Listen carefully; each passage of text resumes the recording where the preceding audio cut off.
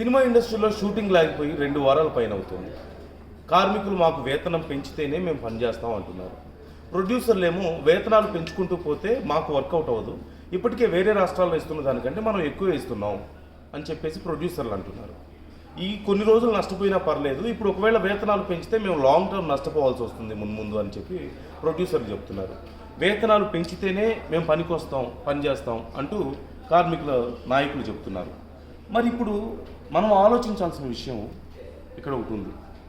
ఒక పక్క కార్మిక కుటుంబాల పరిస్థితి ఏంటి, మరోపక్క ప్రొడ్యూసర్లు కూడా బాగా నష్టపోతున్నారు. ఈ 2 విషయాల గురించి ఎవరైనా ఆలోచిస్తున్నారు?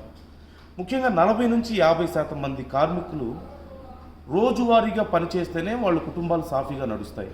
అంటే ఇంటి అద్దెలు కట్టుకోవడానికైనా సరే, ఫుడ్కైనా సరే, పిల్లల చదువులకైనా సరే, ఎక్సెట్రా ఎక్సెట్రా.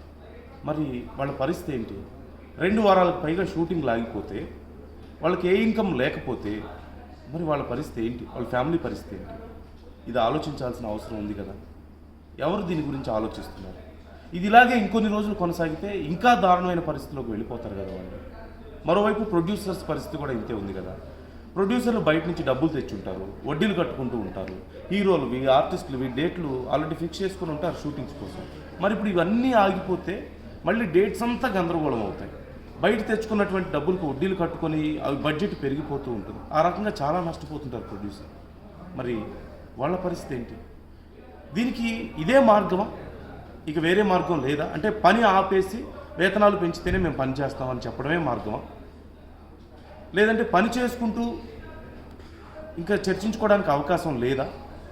ఒక్కసారి పని చేస్తే తప్ప గడవని ఆ కుటుంబాల గురించి ఆలోచించండి. ఇన్నేళ్లుగా, కొన్ని దశాబ్దాలుగా సినిమా ఇండస్ట్రీకి సపోర్ట్ చేస్తూ అండగా ఉంటున్నటువంటి ప్రొడ్యూసర్ల గురించి ఆలోచించండి. ఇండస్ట్రీ ఈ విషయంలో ఒక తాటి మీద నిలబడాలి, ఏదో ఒక నిర్ణయం తీసుకోవాలి. వీలైనంత త్వరగా ఈ సమస్యకు పరిష్కారం దొరకాలని, అలాగే ఇదే మార్గంలో కాకుండా ఇంకేదైనా ఇరువైపులా నష్టపోకుండా ఉండేలా ఏదైనా మార్గంలో ఒక పరిష్కారాన్ని వెతకాలని ఆశిద్దాం. మీరేమంటారు? కామెంట్ చేయండి.